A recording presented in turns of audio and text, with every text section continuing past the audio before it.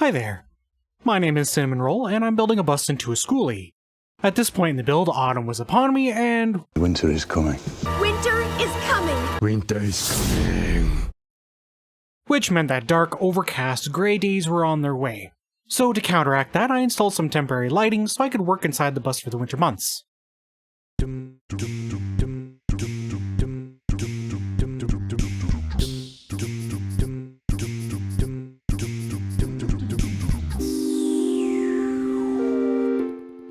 A couple videos ago, I put up these sheets of metal, but I only riveted the tops just to kinda hold them in place. So my next order of business was to drill some holes so that I could rivet everything together. I probably should have drilled these holes from the outside and not the inside because I had a hard time keeping the sheets of metal in place, and a lot of my holes turned out a little wonky because of that. What I should have done was use self-tapping screws to hold the sheets in place while I drilled the holes from the outside, but hindsight is 2020.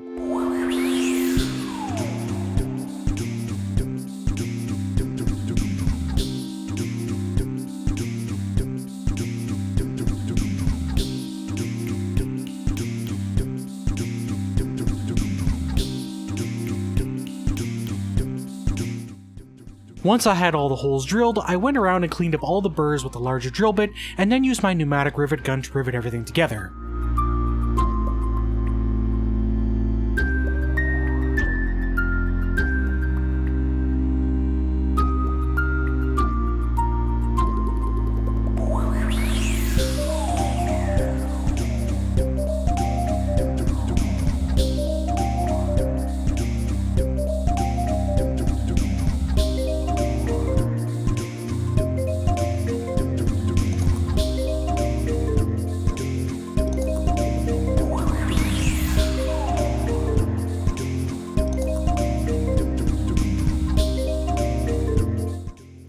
I was really hoping to get both sides done here, but I ran out of rivets.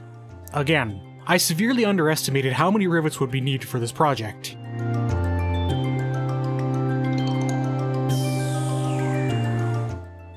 So the roof of the bus wasn't quite sealed yet, so I had this tarp over top just to stop the rain from getting to the raw body filler and ruining it. By the way, if you're enjoying this series, I'd be grateful if you'd consider subscribing. It's not mandatory, but it does help this channel grow. So if you're so inclined, I'd be very thankful. Falling down.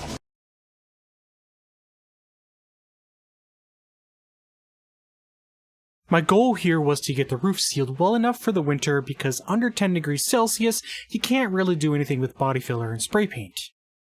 I then turned my attention to the interior of the roof and used a wire wheel to knock off the excess body filler and to clean up any accumulated rust.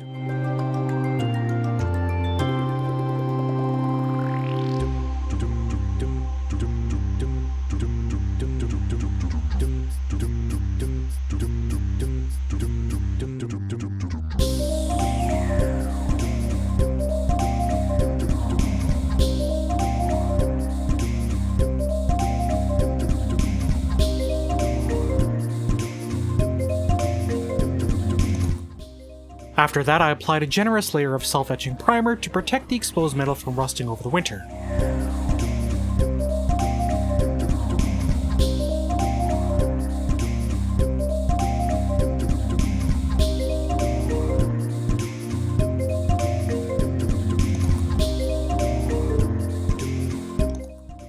I then used seam sealer around all the seams and cracks.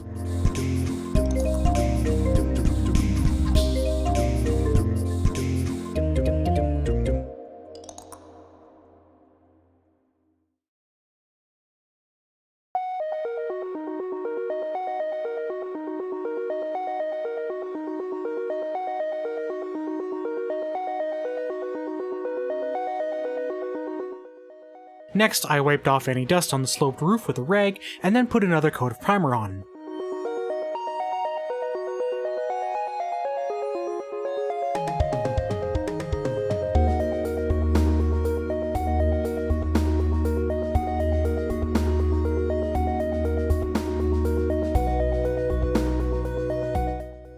Now at this point, the roof still needed a lot of work, but it was at least good enough to last through the winter.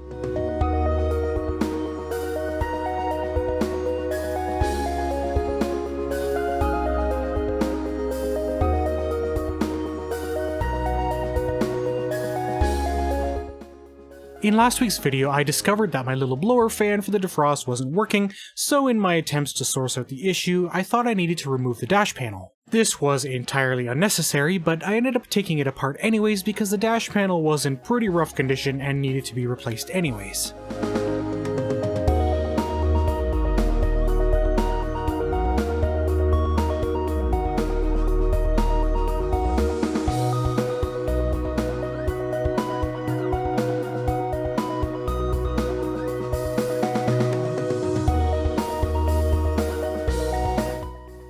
I decided to remove all the gauges, and this turned out to be a bigger job than I anticipated. I don't think this panel was ever taken apart before, and so all the plastic for the gauges was pretty much glued together.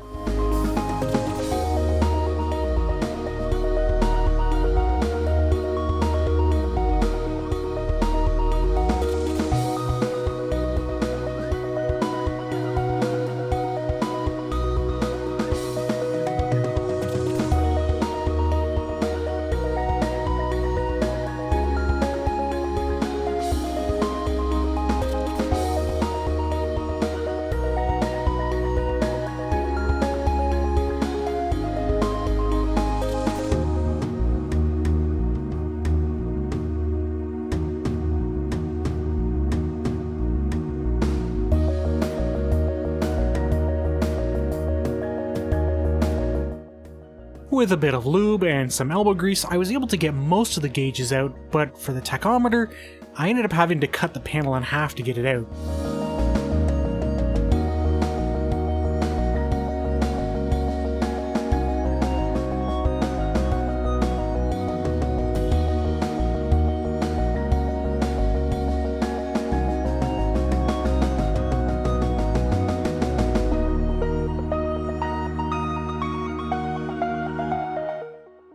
Once that was done, I went back to the blower motor and began tracing the wires from it to the switch to see if I could find the issue.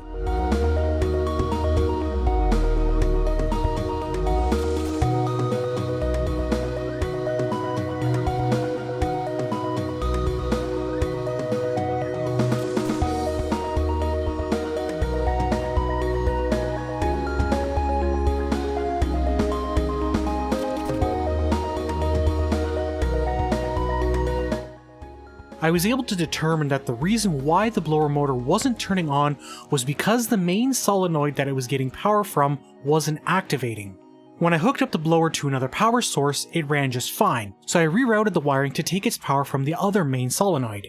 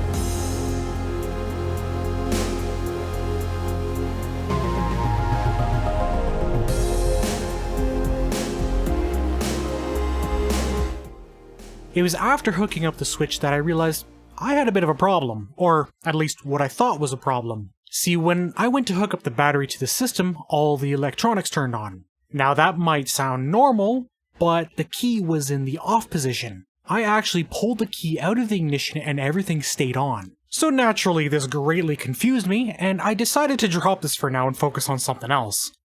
So I bought these 3/4 inch round marker lights. They came in a pack of 10 amber and 10 red, and of course I had to test them before putting them in. Out of the 20 that I bought, 2 were no good. This came as no surprise to me, these things were pretty cheap. Before I could install these new lights, I had to remove all the old ones. So I first disconnected all the wires.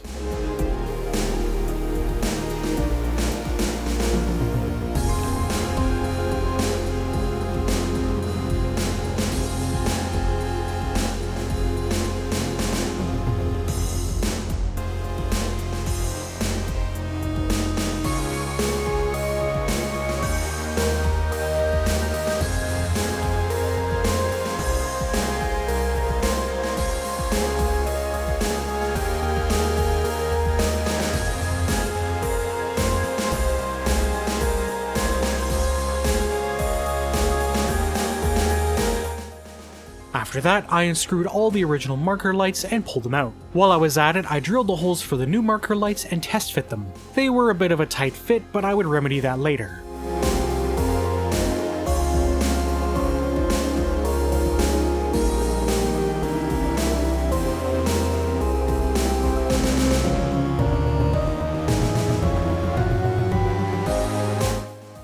So these marker lights aren't very large, and they're not overly bright, so their usefulness is mostly limited to nighttime. The original idea was that I was going to use them as blinkers as well, but after seeing how dim they were, I decided that wouldn't be a smart idea.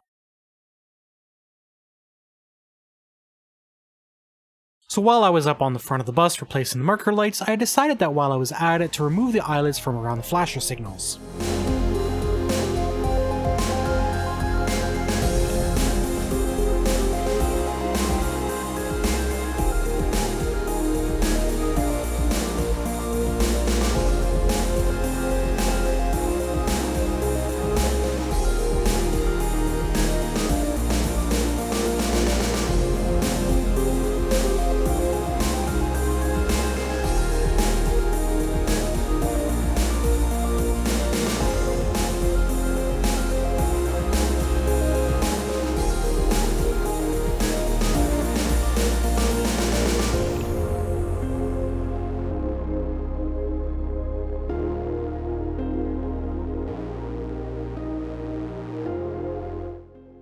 Yep, after doing so much wiring I was beginning to go a little bit crazy. Now once I had the marker lights in place, I wired everything so that I could connect it quickly, but didn't connect anything just yet.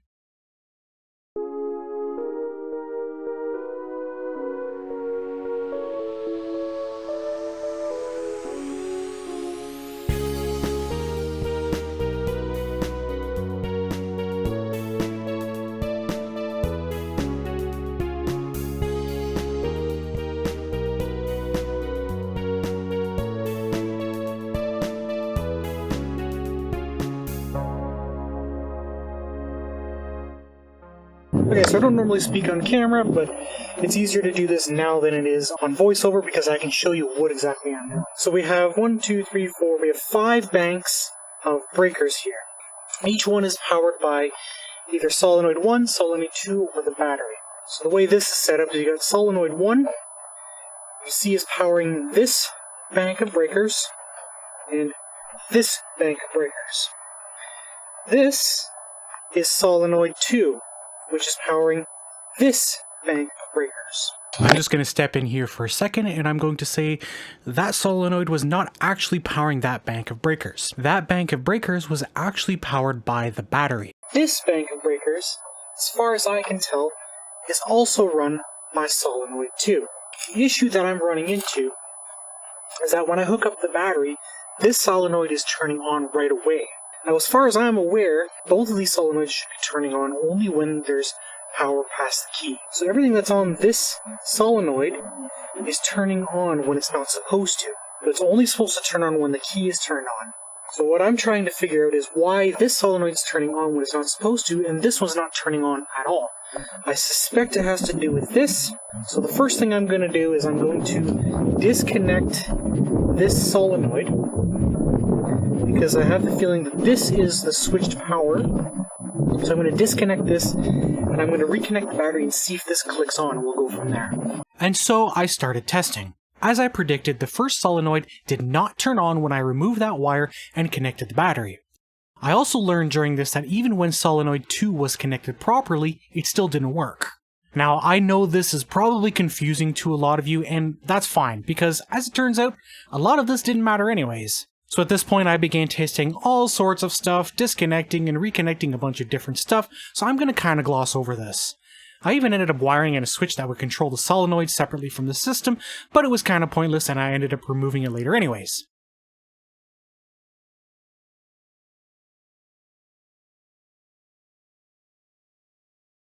I tried all sorts of stuff to try to figure this stupid thing out, and eventually got frustrated and decided to drop it to work on something else. So I'm going to call this grey plastic piece here the gauge shroud. I decided to remove it because it would give me access to the wiring in behind, and also gave me the opportunity to repaint it black because I really didn't like the grey plastic look.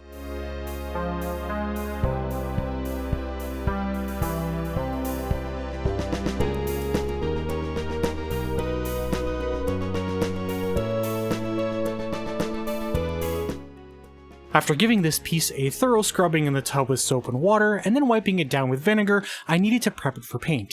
To do that, I'm using a product called TSP or trisodium phosphate. What this does is remove any grease or oils from whatever surface you're trying to paint. This stuff is somewhat irritating to the skin, and I probably should have been wearing gloves for this. After rinsing and drying the shroud off, I grabbed paint and started spraying. This paint is specifically formulated to be used on plastic, and it went on beautifully. After a couple of coats, to say that I was satisfied with the results would be an understatement. I then reinstalled the shroud and was very happy with how it looked.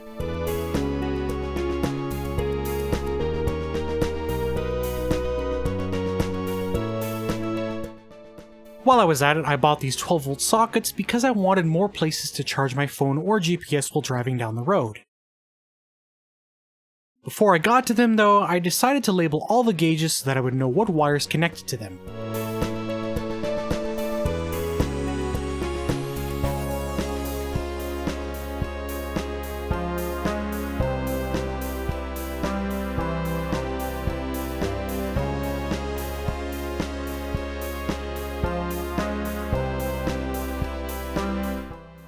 Once that was done, then I installed the two sockets. One was to be installed in a panel to the left of the driver, and the other one I installed on the top of the gauge shroud.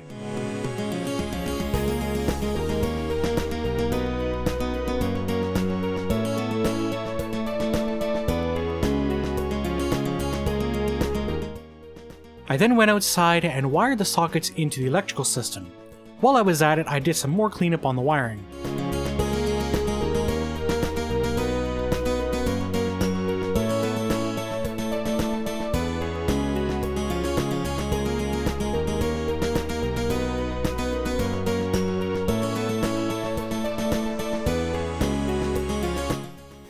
Now, here's the final solution to the issue I was having.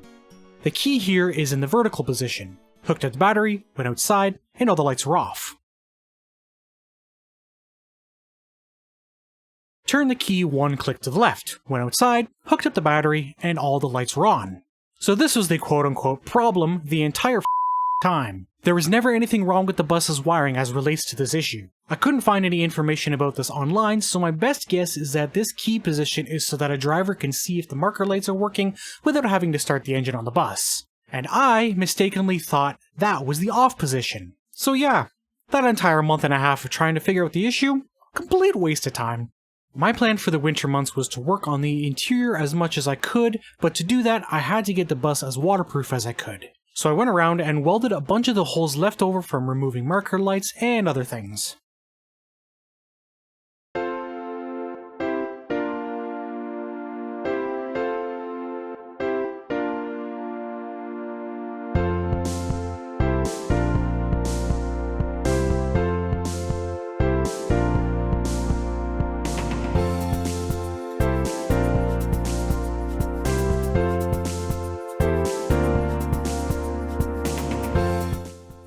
While I was at it, I began to weld the panels to the hat channel. So this isn't what most people do with their bus builds, but I didn't really trust the rivets to hold the sheets on the bus, so I did this as a sort of extra insurance.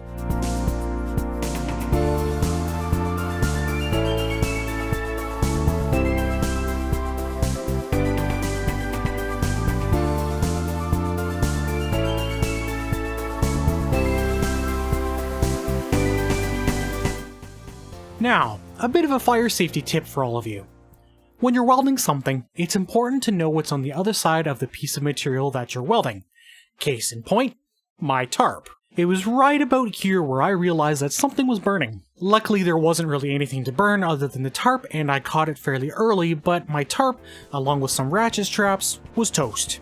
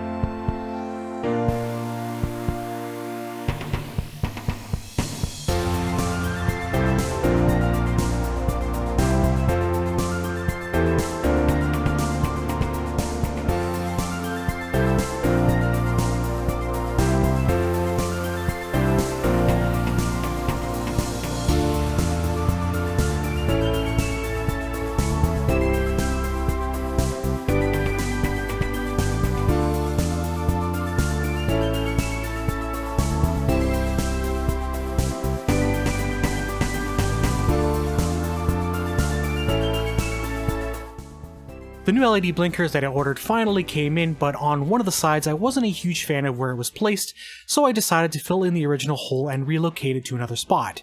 This bluebird placard was in the way though, so I removed it, and of course I had to weld up the holes left behind.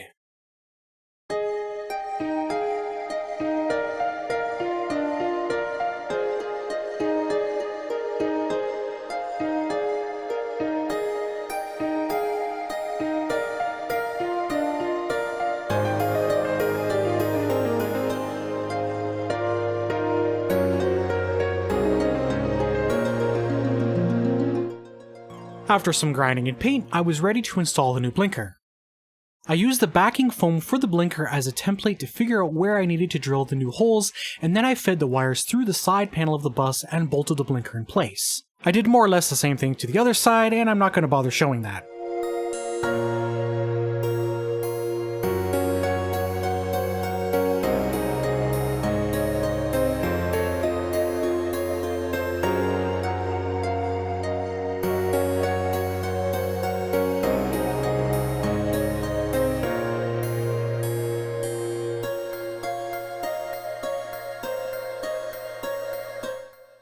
As a bit of a side project, I bought some seam sealer and wanted to see how far one tube would go so that I would know how much I needed to do with the entire bus. I worked out that one tube of seam sealer does roughly 3 window openings, which meant that 7 more tubes would be needed to finish everything. This was going to be expensive. The good thing about seam sealer is that it isn't really temperature dependent to cure, so as long as the air isn't freezing, I'd be able to work on applying it on the warmer days during the winter.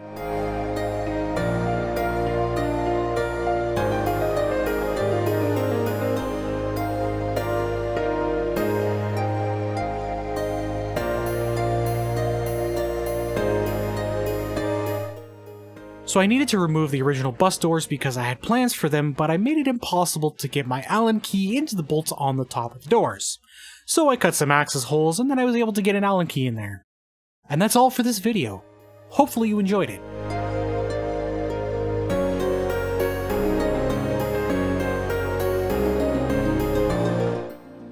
Enjoy your day, and I'll see you next time.